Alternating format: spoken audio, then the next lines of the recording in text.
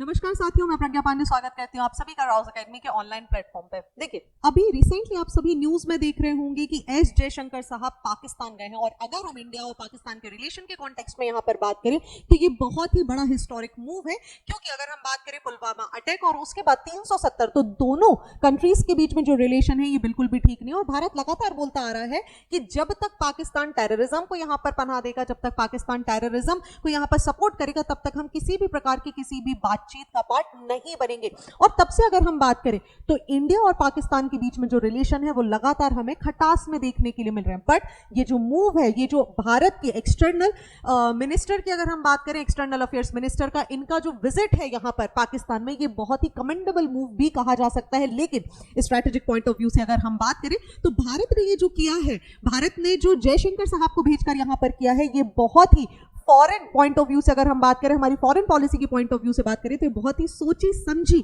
तरीके से किया गया एक मूव है, और जिसकी वजह से चाइना जैसी कंट्रीज हमसे नाराज होकर भी बैठ गई हैं। चलिए पहले देख लेते हैं आखिर यहाँ पर क्या हुआ है।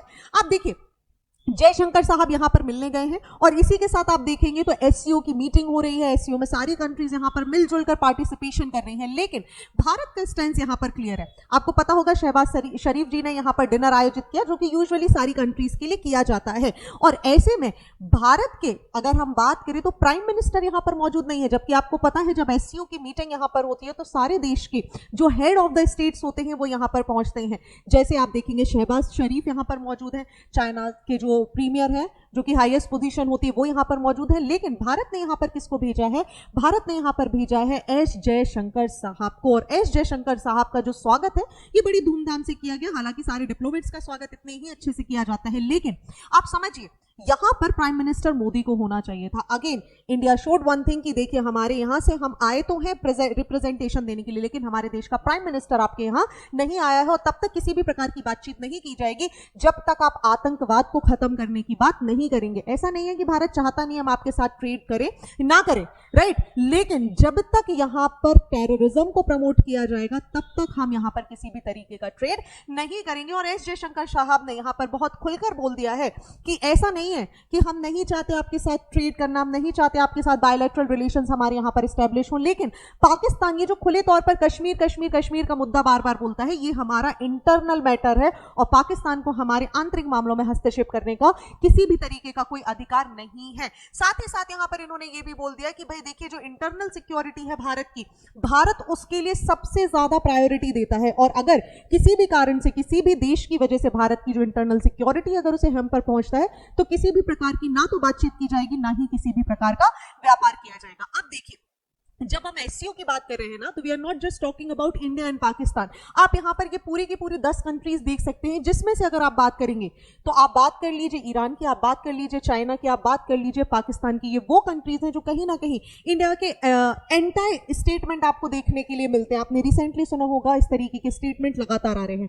ऐसे में इंडिया कहीं ना कहीं अपना जो इंटरेस्ट है वो यहां पर इसमें लूज करता जा रहा है। और इसी के कारण आप सुनेंगे, आपने देखा होगा कि बार बार ये बोला जाता है कि इंडिया ने एससीओ में अपना इंटरेस्ट लूज कर दिया है। जी हां, ये बात मैं बोलने में बिल्कुल भी कोई दो मत की बात नहीं है कि इंडिया एससीओ में अपना इंटरेस्ट लूज कर चुका है, जिसका उदाहरण 2023 में भारत के द्वारा की गई एससीओ की समिट थी। इंडिया यहां पर एससीओ को होस्ट करने वाला था और इंडिया ने क्या किया? वर्चुअल तरीके से इस मीटिंग को खत्म कर दिया। कोई भी फिजिकली यहां पर इन्वेस्टमेंट नहीं किया, क्योंकि इंडिया का स्टांस बिल्कुल क्लियर है। हम पैसा खर्च ही क्यों करें उन लोगों के ऊपर, उन कंट्रीज के ऊपर जो यहां पर आतंकवाद और उग्रवाद जैसी चीजों से लड़ने के लिए बात नहीं करते। इस मीटिंग के साथ हमें कुछ आउटकम्स देखने मिलेंगे। जैसे आप देखिए, इन्होंने एस जयशंकर साहब ने कुछ 5 बहुत ही इंपॉर्टेंट बातें बोली। सबसे पहले इन्होंने बोला कि देखिए, आतंकवाद की आप बात करें, आप उग्रवाद की बात करें, आप अलगवाद की बात कर रहे हैं, तो जब भी आप डेवलपमेंट की बात करते हैं तो ये दोनों चीजें एक दूसरे के साथ नहीं चल सकती। हमारा एक्शन बहुत ही स्ट्रिक्ट होना चाहिए। दूसरी बात की जा रही है कि भाई हम एक दूसरे की बॉर्डर्स की रिस्पेक्ट नहीं करते, we are just intruding each others personal matter. ये हमारी इंटरनल सिक्योरिटी की बात है, तो हमें एक दूसरे की जो बॉर्डर है उसका यहाँ पर सम्मान करना जरूरी है। साथ ही साथ भारत, आपने देखा होगा हर एक मीटिंग में यहाँ पर यूएनएससी में सुधार की बात लगातार करता जा रहा है। रिसेंटली मैंने आपको बताया था, यहाँ पर ब्रिटेन ने भी इस बात को तवज्जो दी है कि भारत जैसी कंट्रीज को यहाँ पर यूनाइटेड नेशन सिक्योरिटी काउंसिल का मेंबर बनाना चाहिए, क्योंकि यूएनएससी एक उस समय पर बना था जब वर्ल्ड वॉर हो रही थी, जब 2 पावरफुल कंट्रीज थी वो अपने आप को यहाँ पर परमानेंट मेंबर बना चुकी थी। ऐसे में हम बात करें साउथ अफ्रीकन नेशंस की, हम बात करें भारत जैसे देशों की, तो यहाँ पर उनका कोई रिप्रेजेंटेशन देखने के लिए नहीं मिलता है। साथ ही साथ यहाँ पर बोला कि भाई आप सभी बातें इग्नोर कर देते हैं, तो हम पाकिस्तान की तरह नहीं है जो हर बात यूनाइटेड नेशन सिक्योरिटी काउंसिल की मीटिंग हो या कहीं पर भी हो केवल और केवल कश्मीर का मुद्दा उठा लेता है। लेकिन कुछ ऐसे भी मुद्दे हैं जिनको विकास के नजरिए से हमें देखना होगा, और इसमें एक सबसे बड़ा मुद्दा आ जाता है स्वास्थ्य और पर्यावरण की पहल।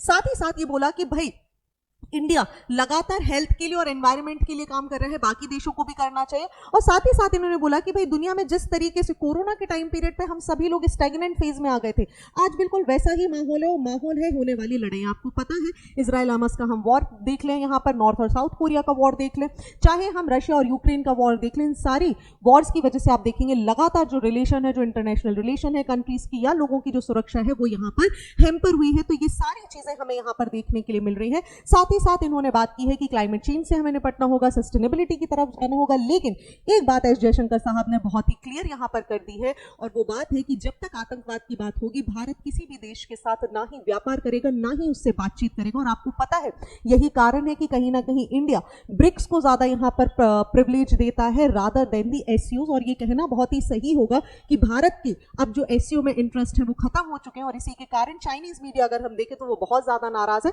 क्योंकि उनका बोलना है कि भाई जब सारे देश के प्राइम मिनिस्टर यहाँ पर आए हैं, सारे देश के सुप्रीम लीडर्स यहाँ पर आए हैं, तब भारत ने अपने एक्सटर्नल अफेयर मिनिस्टर को भेज के अच्छा नहीं किया। लेकिन भारत का ये जो मूव है ये अगेन इस बात को दर्शाता है कि देखिए हमारे देश का जो प्राइम मिनिस्टर है वो ऐसी जगह पर जाएगा जहां पर उस बात का कोई प्रिविलेज हो, उस स्थान का कोई प्रिविलेज हो, and that is why the prime minister is not a part of this SCO meeting as of now. 2023 में भी भारत ने कुछ इसी तरीके के कदम उठाए थे। तो अब हमें शायद ये देखना होगा कि जब ब्रिक्स की समिट होती है तो क्या भारत यहां पर पाकिस्तान की एंट्री को ब्लॉक करेगा, क्योंकि आपको पता है पाकिस्तान कई बार इंटरेस्ट दिखा चुका है कि मुझे ब्रिक्स का पार्ट बना लीजिए, लेकिन हो सकता है भारत यहां पर इनकी जो एंट्री है उसे पूरी तरीके से रोक दे। आपका क्या विचार है आप मुझे कमेंट सेक्शन में जरूर बताइएगा। Thank you and see you soon.